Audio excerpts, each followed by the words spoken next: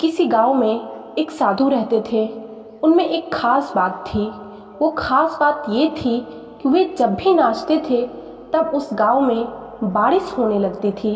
इसलिए जब भी उस गांव के लोगों को बारिश की ज़रूरत होती, लोग साधु के पास जाते और उनसे विनती करते कि वह नाचे, और जब वह नाचने लगते तो बारिश जरूर होती थी। साधु और गांव वालों के बीच ये सिलसिला लगातार चल रहा था। कुछ महीनों बाद उस गांव में शहर के 4 लड़के घूमने आए। जब उन्हें यह बात पता चली कि साधु के नाचने से बारिश होती है, पहले तो उन्हें यकीन नहीं हुआ।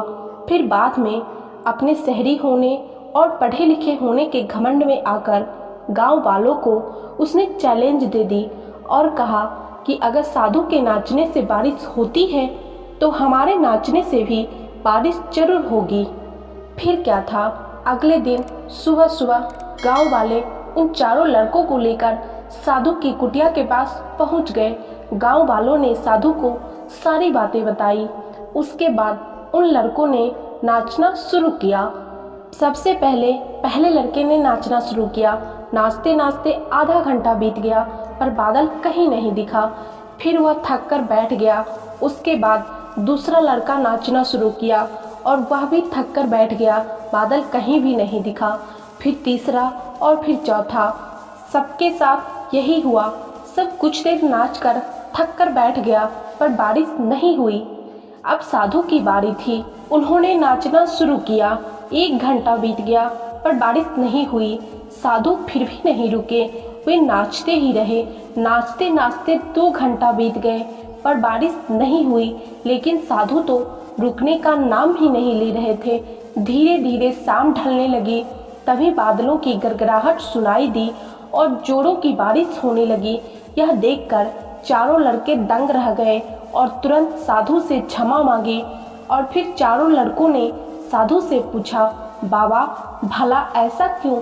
हमारे नाचने से बारिश नहीं हुई और आपके नाचने से बारिश हो गई।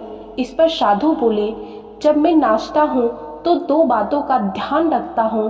पहली बात तो मैं यह सोचता हूँ कि अगर मैं नाचूंगा तो बारिश को होना ही पड़ेगा, और दूसरी बात यह कि मैं तब तक नाचूंगा जब तक बारिश ना हो जाए।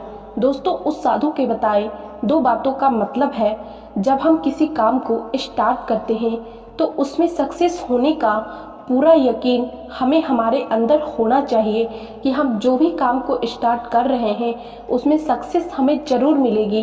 और दूसरी बात, जब तक हमें उस काम में सक्सेस नहीं मिल जाए हम तब तक उस काम को करते रहेंगे।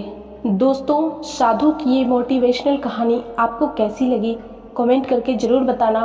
और हाँ, यदि आप लोग चैनल पर नए हो, पहली बार आए हो, तो चैनल को सब्सक्राइब करके बेल नोटिफिकेशन ज़रूर प्रेस कर लेना ताकि हमारे चैनल पे आने वाले अगले सभी वीडियो का नोटिफिकेशन आप लोगों को मिलता रहे।